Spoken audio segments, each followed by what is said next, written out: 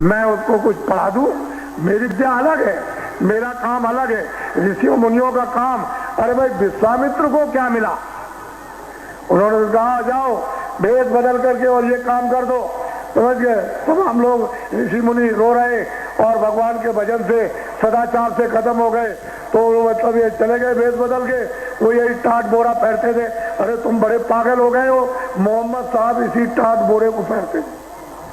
अरे तुम बड़े पागल हो गए हो और अज्ञानी, ये ईसा मसीह इसी को पहनते थे, बोरे।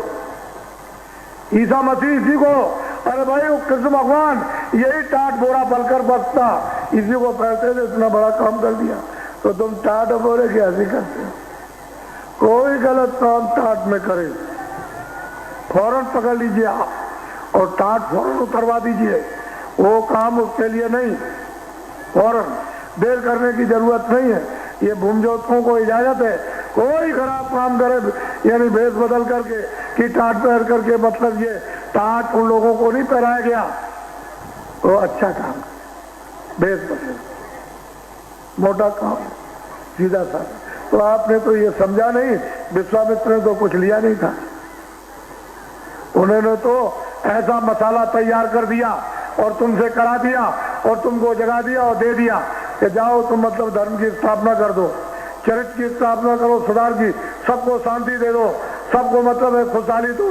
तो वो काम उन्होंने किया। और क्या किया था कृष्ण भगवान ने? तुम समझिए कितने विश्व के तमाम राक्षस वीर योद्धा इस भूमि पर नरमुंड कर दिए गए।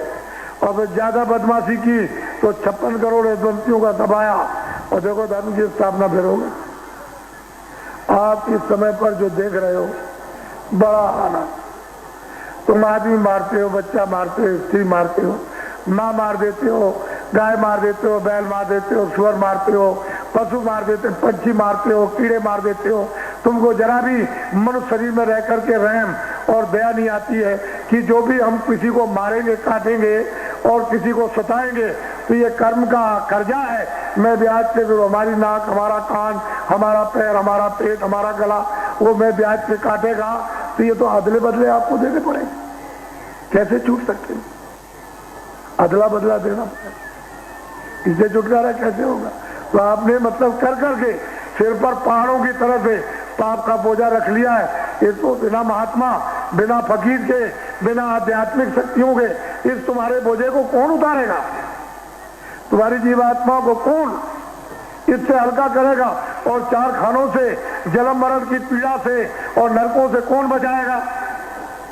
आपने वो बात तो सुनी। इसलिए मनुष्य अनमोल, आपको यह शरीर दिया गया है और इसमें अधिकार आपको कलयुग में दे दिया कि कलयुग में सभी स्त्री पुरुष भगवान का भजन करके मुझे प्राप्त कर सकते हैं। बड़ा सुलभ है, बड़ा सीधा है, बड़ा आसान है, उसमें कोई तकलीफ नहीं किसी तरह की भी। तो ये सब लोग आए हैं, तुम अपना सौभाग्य समझो कि मैं ऐसे स्थान पर आज मैं पहुंच गया हूं। आज मेरे पुण्य की ये प्रारब्ध घड़ियां जो है टुकुर टुकुर टुकुर टुकुर चल रही है, ये नाक पे मुख से। तो आज ये अमोलक वस्तु मुझको जीवन में मिल रही। तुम ऐसे किसी के पास चले जाओ जो तुम्हारे मन को, तुम्हारी बुद्धि को, तुम्हारे चित्त को, तुम्हारे अंतःकरण को, तुम्हारी जीवात्मा को यानी धो डाले और तुम्हारी आंख खुल जाए,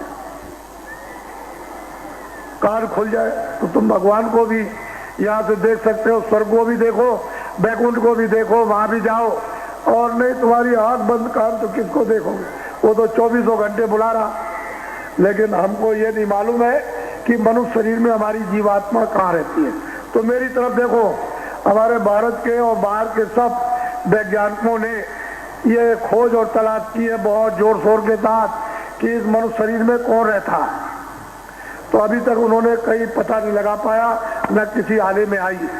देखो, एक बालू का कण, उसके करोड़ों टुकड़े कर दिए जाएं, एक बालू के करोड़ों टुकड़े कर दिए जाएं, उससे भी छोटी जीवात्मा रूप इस मनुष्य रूपी मंदिर में बन गए। इधर देखो, दोनों आंखों के बीचों बीच दरमियान में, इधर देखो सब लोग, ये दोनों आंखों के दरमियान में वो जीवात्मा रूह ये बैठी हुई है उस रूह में, उस जीवात्मा में एक आंख, एक कान, एक नाक, शरीर में 2 आंख, 2 कान और 2 नाक। बाहर के आंख और कान नाक बाहर से काम करेंगे और जीवात्मा का जो कुदरती आंख और कान नाक वो अंदर से काम करेगा। तो ये महात्माओं ने इसका पता लगाया कि मनुष्य रूपी मंदिर में जिसमें ये रूह जीवात्मा कहाँ पर बैठी हुई है, तो दोनों आंखों के बीचों बीच इसमें कुदरती कान है एक और कुदरती आंख है, और वो आपके कर्मों से बंद हो गई। जब आंख कान बंद हो गए तो आपकी डोरी छूट गई, आवाज छूट